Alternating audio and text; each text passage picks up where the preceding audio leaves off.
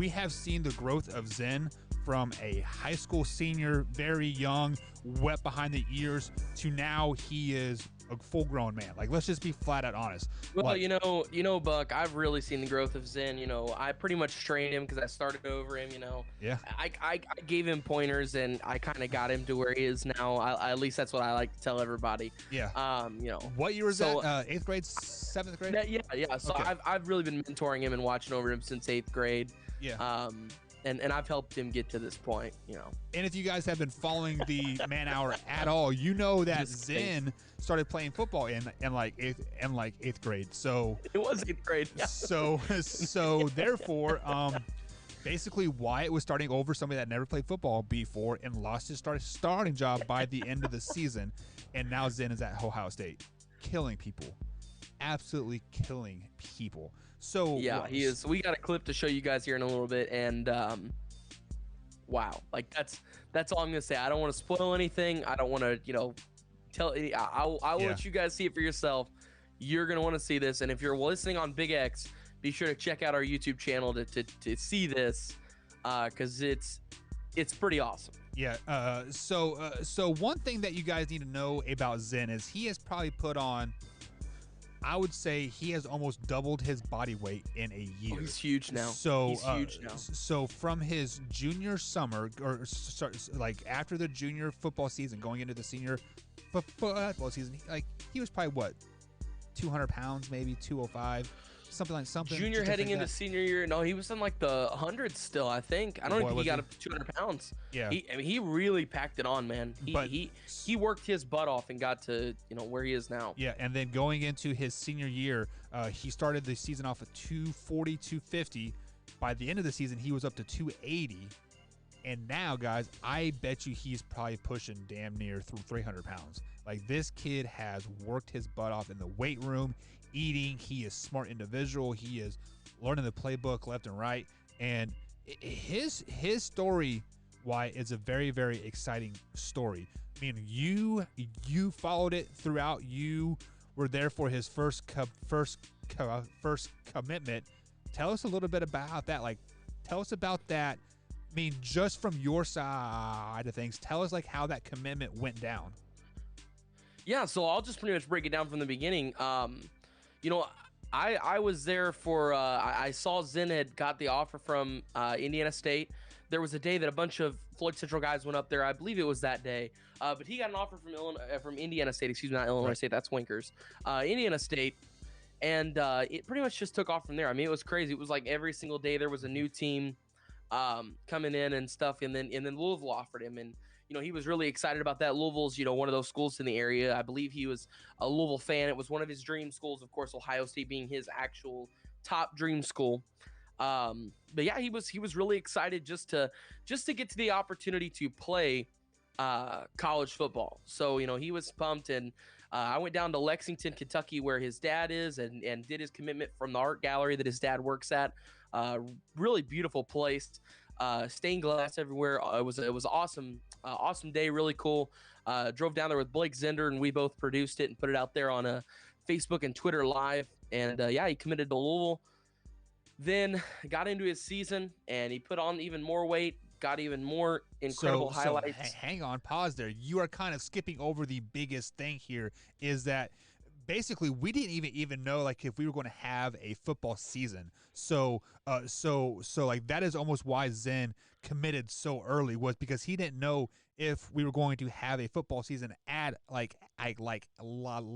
all, and he wanted the chance to play football at the college level, and basically like at the time he had an offer on the table to go to a Division I school, to a Power 5 conference. So why not take that opportunity, right? Yeah, he and at that time he got an offer from, it was all pretty much in the same week. Penn State, Florida State, Ohio State, and then there was one more school I can't remember that. Oh no, it wasn't. There wasn't another school. It was Louisville. So he decommitted from Louisville. Said that he wasn't. He was going to still consider Louisville, but he wanted to take some time to really think it out. And then ended up, and I got the opportunity to host his second commitment as well, and that was a lot of fun, really exciting. And yeah, he committed to Ohio State, as we see now. Yeah, so I actually had the privilege of of coaching Zen throughout, from his sophomore year on to his senior year. Granted, I wasn't his position coach, but I still got the opportunity to coach him. He did play some defensive line for me his senior year, but things really blew up for him when we went to a school called Elder. Elder is a huge name in Cincinnati, Ohio. They are a huge Catholic school out there, and they consistently win state championship after state championship after state championship. Their coach has lost a total of 5 games in 15 years. So go ahead and wrap your head just like around that. 5 games in 15 years. Whoa. So with that being said, me as a coach knew that Ohio State was going to be at that Elder game to basically scout Zen and to basically present him with a scholarship offer. However, because of COVID protocols, Ohio State technically wasn't supposed to be there, but they still had a scout in the stands watching Zen play. No, it was Elder's coach. That's who it was, Right. because that's how good this coach was. That the Ohio State trusted him to scout for them. Well, yeah, which is their scout. And at film Saturday morning, Ohio State called Zen in the middle of film and they're like, "Hey, you want to come to Ohio State?" And bada bing, bada boom, the rest is all history. So let's go ahead and welcome the man, the myth, the legend himself, wearing a Boston Red Sox shirt. Come on, Zen. You are better than that, man. I don't like him. This is just a shirt I have. Okay, so you don't like a team that you just wear a shirt. Zen, okay, you've got to know this. Whoa. Pump the brakes. Pump the brakes. I got this shirt from Craig, one of my friends. It was just a big shirt that fits me, so I was like, I'm gonna wear it around the house. So a big shirt. So does that mean that you've gained some more weight since the last time we have talked, Zen? No. I've had this shirt for a while. It's a double XL, which is comfortable. I mean, I don't watch baseball at all, so I probably couldn't even told you what this team was. Yeah, it just happens to be that the B is your GPA, right? A B average, so Pretty that's much. why so that's why you wore it. 3.0. There you go. Let's go. Go ahead, Wyatt. Yeah, so Zen, I wanted to start it off. I've had everybody waiting here. I got to start it off with this highlight for you, man. Okay, Buck, bring this highlight up real quick. Don't yell at me. Do it, Buck, now. No, I'm just kidding. Okay, so here we go. So as you see there, you can see Zen is the guy who just literally pancaked a 3-year starting senior linebacker who plays at The Ohio State. As you see Zen come up right through the middle, bust off that guy, boom, look at it right there at the 30-yard line, and sends him down at the 25. Or that would be the 35. Sorry, other way. But yeah, wow, Zen. Wow. So everybody listening on Big X, be sure to go to YouTube and check this out. It's at the 35 mark of our YouTube broadcast. So check it out there. But Zen, whoa, like that's a big boy play, man. What was that? Yeah. I don't know. It was just playing football. It was just a normal, like, that's our half line period where it's like it's full contact, full go. It's just like it's like team, but with half the team. If that makes any kind of sense. Like, we're just doing it with like half the line because a lot of our plays, like, guys can get caught up and get hurt and stuff. If we run like 30 plays of like outside zone or something, like something's gonna happen. Someone's gonna get hurt with all these guys at full speed. So they just do with half of it, just kind of like take down on like injuries and just like people getting beat up. But yeah, I was just coming down on a block, and then I was supposed to come off with a linebacker, and we had been drilling a lot of like speed to power stuff. Oh, did I freeze? Oh, my bad. Never You mind. are totally But fine, yeah. Zen. You're totally fine. But yeah, it started. We're doing speed to power stuff, which is just like when you're blocking linebackers, just like taking your speed momentum and like just how to put your feet in the ground and like make contact and hit low and stuff, and it just worked really well. Yeah, well, it worked pretty well. You got pretty low on, and then Yeah. sent that guy. Did you say anything to him after you did that? Like, who's your daddy or anything? Was there any kind of nothing? No. What, you didn't say anything? I I'm not. I don't play. I'm not that kind of person. I don't think any of our games. I don't think I said. I don't say anything during games or No, practice. It's practice. I texted you immediately and I said, Zen, this is not some scrawny kid from Jennings County or, somewhere in the middle of nowhere, Indiana. This is a linebacker at Ohio State. I mean, wow. I mean, I don't mean to continue to stick on this play. It was awesome. It was incredibly impressive. Um, but nonetheless, so we talked a little bit about it earlier, the decommitment and the commitment before you hopped on. So, kind of just for everybody here, I gave my opinion, because I hosted both your commitments and kind of talked to you through that process as well as Buck did. Um, but kind of run everybody through that process for you. What was that like for you to, decommit from Louisville and then, or get the offer from Ohio State, then decommit from Louisville, then have to choose between the four schools and then go to Ohio State? What was that process like for you?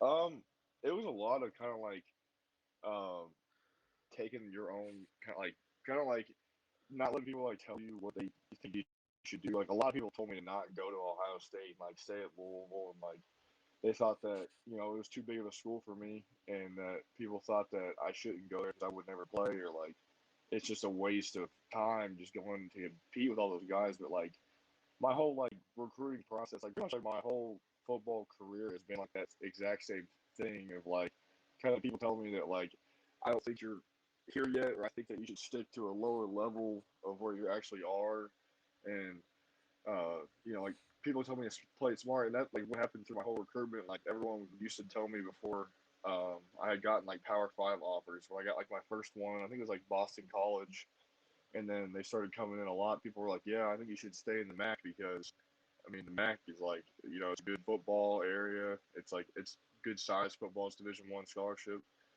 And they were just like the Power Five is a whole different world. And then when I started getting a lot of Power Five offers, and like kind of they started to stack up, everyone was like, "Wow, okay, yeah." Like they started taking some of these higher Power Five schools and were telling me that I shouldn't go there. I couldn't play there. Like I think one of my bigger ones was like Michigan State or something, or Yeah.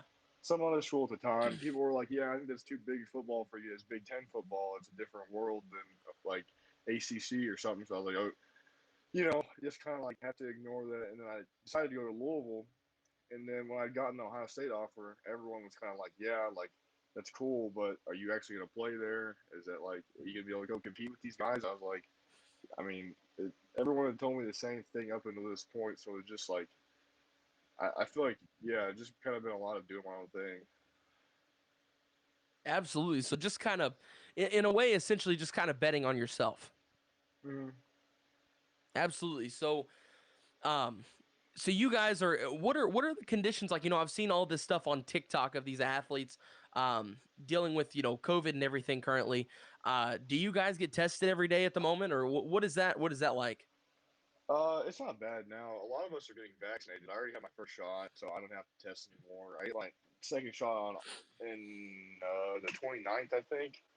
But God, that first shot takes it out of you. Like I was not feeling good for like a couple of days. I was like bed bound for a little bit, but it's not too bad. When we first got here, it was bad. It was like the PCR test where they like tickle your brain. It felt like every single day. I But hear you on I that one, Zen. It's horrible. I know. I had finally gotten used to those. We had those like 3 or 4 times a week before practice, Yikes! and then Oh, then we started going to the ones that you do yourself. And the first day we did that, I tested positive for COVID, awesome. so I There had to you go to go. the hotel. And then I came back, and you have like a 90-day like period after you get out of quarantine where you don't have to test or anything. But I went and got my vaccine anyways, so I won't have to test anymore. Period. So I'm done. Thank God. Nice. There you go. So, um, you know, we talked a little bit while I was just in Columbus a couple of weeks ago. Mm. I didn't realize that you guys were still out to leave the facilities, but speaking of facilities, you guys had a pretty big day the other day at the facilities of the pro days or whatever. Mm. What was that like to kind of see these athletes, like Justin Fields and all of them compete at the pro day right in front of you? Oh, it was really cool. Like getting to like meet and talk to Justin. Like a couple days. Like he still comes in and works out and stuff. And like there was a time where like I was finishing up my last workout. I was like one of the last guys in there because I was taking forever. And he was in there doing arms and stuff. We were just like talking about like his career and stuff, and it was cool just to like really meet those guys and like see who they actually are, and like I'd say I think I got like a high five or like a handshake from Chase Young when he was there. It was cool just like seeing those guys and seeing that like these are like real Jeez. people. It's not like you know it's not just like they're like these TV figures that I feel like it a lot of people think of, but Yeah. they're real people. Yeah. Is it kind of cool to get past that point to where you're not really a fan anymore and you're one of the guys? Is that kind of cool? Yeah, it is cool. I mean, it kind of also goes in with like the practice stuff too. Like when you come in as a freshman, at least you're kind of like big eyes. You're kind of like, wow, like all these guys like Ohio State like players. You kind of think of them as gods and that like the best football players ever. And you get there and you're like, okay, these are actually just normal people that play football just like I do. So I mean, it's Yeah. kind of like you kind of like finally realize that it's not like that crazy, I guess. Yeah, so who is the coolest guy you've met so far? Like which guy was really just the coolest to sit down and talk with? Like graduated or like player right now? Just anybody so far that like is has really been cool to be around that like is a mainstream person, somebody like, you know, that already gets minutes and everybody would know. Yeah, probably Thayer Munford. Been the starting left. This will be his fourth year, I think, starting at left tackle, and he's kind of like a big brother to me. He's like uh he always like helped me out with my plays and like drills and stuff, and he'll probably be like a first or a second round pick next year. So like getting like one on one coaching daily from someone like that is kind of just like Yeah. it's a really cool opportunity to have. Have you got to spend any time with Wyatt Davis? I know you kind of talked that you had met him and stuff, but have you got to spend a lot of time with him? Not really. He came in for the pro day. He came and watched a couple spring practices, but he kind of just been quiet dude. Kind of just hangs out, observes. Um, yeah, I haven't really gotten to talk to him like a bunch one on one though, or like hang out with him. But he seems like a cool dude. Yeah, so many of those guys that are headed to the NFL draft, like Justin Fields and excuse me, like Wyatt Davis and all of them, are they still living on campus or do they go back home? Um, how does all that work out? I don't know honestly. I think that Justin still lives here. A lot of them went to California for a little bit, but I think they're back now. I'm pretty sure. I don't know where Wyatt lives. Wyatt's been all around. I know Josh lives here. Josh Myers, our center or past center. I'm pretty sure he still lives here. I feel like they most of them do, but some of them probably did go home. I feel like I would at least. I guess. Right. So, Buck, you got any questions, buddy? Yeah, so Wyatt's kind of been giving you some softball questions here, Zen, but now it is time for the men to speak up and actually talk. So like, what is the like? So the people that are getting ready that are your age that are getting ready to go to college and compete at the same level at like you are. What is some words of advice that you can give these kids that are getting ready to go into college? Like what was the hardest thing to adjust to besides doing your laundry and finding the cafeteria and other things? Oh God. Get ready. It's a whole different world. Like high school just kind of seemed like looking back at it now. High school was just like a walk in the park. Like you go to 3 workouts a week for like at least on the off season, you have 3 workouts a week. They're like an hour and a half max. Then you have the rest of the week. You have like 4 days off to do whatever, like go lift or whatever. But gosh, like as soon as you get on campus, like there's no more this recruiting like fictional wonderland. It's like you're in it and it's like it's time to go. Like you can't just like I would just say just go into it mentally prepare for suffering. Um like all your limits that you thought you had that they're you no longer have limits. The coaches are gonna determine your limits. Right. I mean, like just yeah, I just be prepared. Honestly, it's totally different. Yeah, so one thing from the high school level to the college level is at the high school level, people tell you how hard they like how hard I can push you, like what I can say to you at the college, like at the college level, especially at the Power Five Division I level. The coaches are gods there. Like, let's just be flat out honest. The coaches make the rules.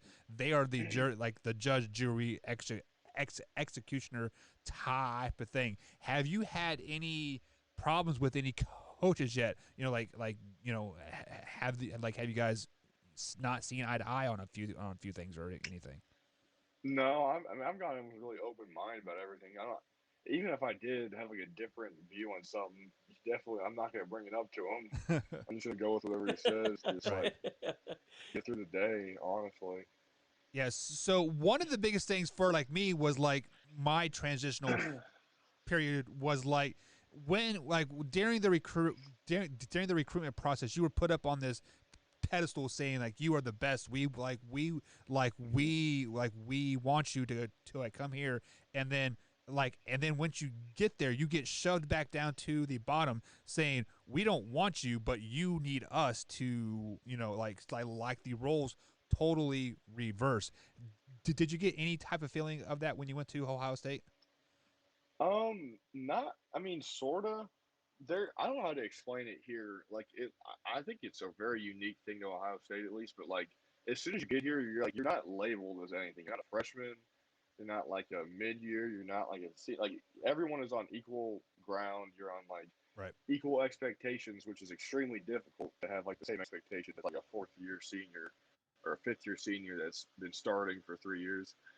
And just to come in and like everything has to be perfect and like it's not like you don't get put down on stuff for being like a freshman and stuff, but coach, for example, Coach Stud expects like me and Ben to perform and like have the same level of like not experience, but just like football IQ or like just skill and athleticism as like all these other guys. And it's tough for sure, yeah. But like I haven't had anything yet where it's been like I feel like I've been shoved down just like a younger new guy, but Right. it's definitely tough.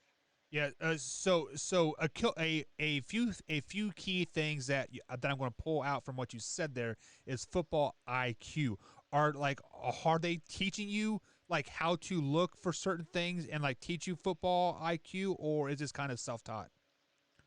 Oh no, it's they. Oh God, Coach Stud definitely teaches us football IQ, just like how to read. Like I swear to God, I feel like I can read coverages and a certain level now, but like it's still like spinning around my head, but like just like knowing when people are gonna blitz or like just being able to tell where a lineman is gonna go or stunt just off of like where his hand or his foot is or like just how he's angled or where he's lined up at or like how like a corner in a safety stack the corner is gonna blitz or like just a bunch of stuff like that or if like there's one high like there's just a bunch of different things that he's taught us and it's definitely helping a lot, but I'm still like not where I want to be at with it. There's still so much stuff I gotta take in. Right. So just some words of advice is like once things click, they will become so easy for you. But the problem is, it just takes time for it to click and like adjust, and then it's like it is all gravy train with that. With that being said, how big is your guys' offensive playbook? Like do you have a hard copy of it? Like, is it a couple inches thick? Um, actually, I this don't think you're supposed to be is showing this, Zen. Don't show. I'm not gonna open it up, but like so this is just the summer stuff. Yeah. Oh Lord, that's just the And what? Summer. this is just the summer stuff and this is Oh, just for offensive line. So like oh to get like Jesus Christ. a gauge of that is like I don't know, like it's a couple inches thick Yeah. of Oh stuff. my But God. once you like a lot of it is just building on itself. So like once you get it down, it's not like I think right now where we are in installations, I only have like a couple of like at least run plays that I'm not really 100% on. But a lot of the stuff that's hard comes from like remembering all the different like blitzes. I swear they make us memorize like every possible blitz, and we have to have a name for it. We Yeah. have to identify it and know when it's coming. Like how to like effectively like neutralize the blitz. Like it's a twist or something, just knowing like when to bump or like counting off guys and stuff like that so much. That's probably where I started with the most is just pass pro is so difficult. Yeah, I mean, just passing in college level to the high school level, it is a huge change, right? Because you actually Mm-hmm. have to give your quarterback some protection because he just isn't bigger and better than like everybody else and just can like out like I just like outrun anything. Exactly. With that being said, I'm from the defensive side, of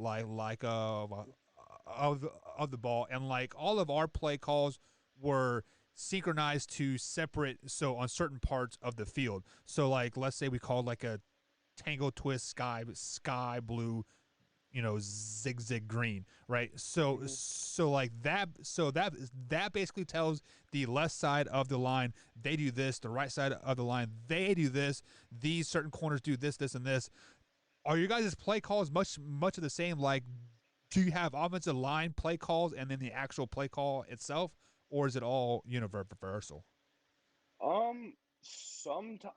Well, actually, no. It's very. I guess it is very different because it depends. Because pass pro, like you make a base call or a mash call or something like that. But like run blocking, like there's like four different types of blocks at least for us. So like if we're like you have five offensive linemen, say like you're going left, so like the first block if you have like a tight end and a tackle, and that like double team. If you're like double teaming the end up to a back or something, that'd be like a Ted call. You have to say that, or if the tight end's leaving, he has to like tell you he's like gone, or like if it's a like guard tackle, it's a gut. If it's a guard center, it's a cage. If it's a backside guard center, it's a ass. If it's a backside guard tackle, it's a B block, and then if it's like a backside tackle tight end, it's like a TT or something, or like a C block. Or, I don't know. There's like so many different things on different plays that the calls will change. So it's just yeah, I guess it is kind of like that. Why is your head spinning yet? Yeah. Yeah. No, it's wild. I'm listening to this, but hey, Zen, I wanted to give you a chance here. We've got a couple of fans asking some questions. Stacy asks, "I love ramen. Do you strain them or leave in the juice?" Very important question. Yeah, leave the juice in. It's not ramen without juice. Just eating like Exact. I told you, dry Stacy. noodles. I told you. Oh, y'all leave the juice in? 100%, What do man. you mean? You gotta No. leave it. It's like No. it's like taking the juice out of chicken noodle soup. That's just like Yeah. strange. No, it's not. I believe Not that that is a actually. Class C misdemeanor in Ohio if you drain the juice off of the ramen. Not even like why. I don't even know why she did. I knew that they didn't like it as soon as they called the juice. It's like broth. Yeah. It's salt water. It's not broth. It's Juice? still the second greatest part of the ramen. Let's just be honest. Oh my god. But the next one here says, this is Drew. He says, Zen, if anybody asks, I will deny it, but you are the only guy I will ever root for on the Buckeyes. So there you go. So Drew. you've got some fans there. Looking here at some other stuff. Buck, did you get any? Yeah. Ones So one of the biggest question here is that the spring game is April 17th, right? So just a week away. Have you been assigned a team yet? Are you going to be Crimson or on the white team? Scarlet Not or yet. gray? Or Scarlet. You haven't got Yeah, they haven't yet. signed us. They haven't assigned us yet, but they did just announce today that they are allowing like I guess like 19,000 capacity, and the tickets are only like $5. So that's kind of cool. Well, I can tell you, I'm going to do everything in my power to be there. I already have a Me babysitter too. lined up, so I'm pretty excited to Let's get up go. there. I hope I get in. I mean, it'd be exciting, but I'm like the third string left tackle right now, so I don't know how they're going to do it, but it'd be pretty dope if I did get to get in on it. All right. So, Yeah. any closing thoughts So- before we let Zen go get back to his homework? Yeah, no, I was gonna bring up this comment real quick.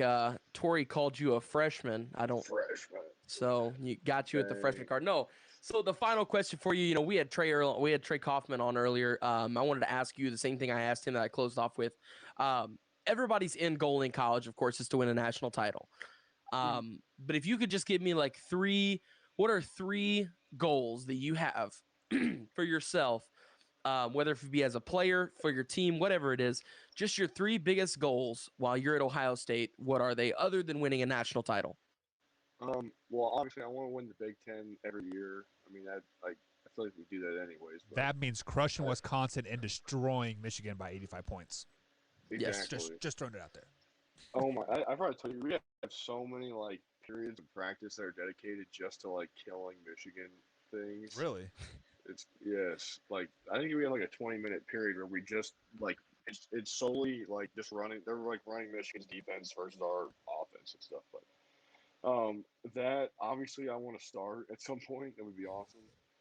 And I mean, if I can somehow play in the league, obviously I feel like it's everyone's dream. But that'd be pretty sick.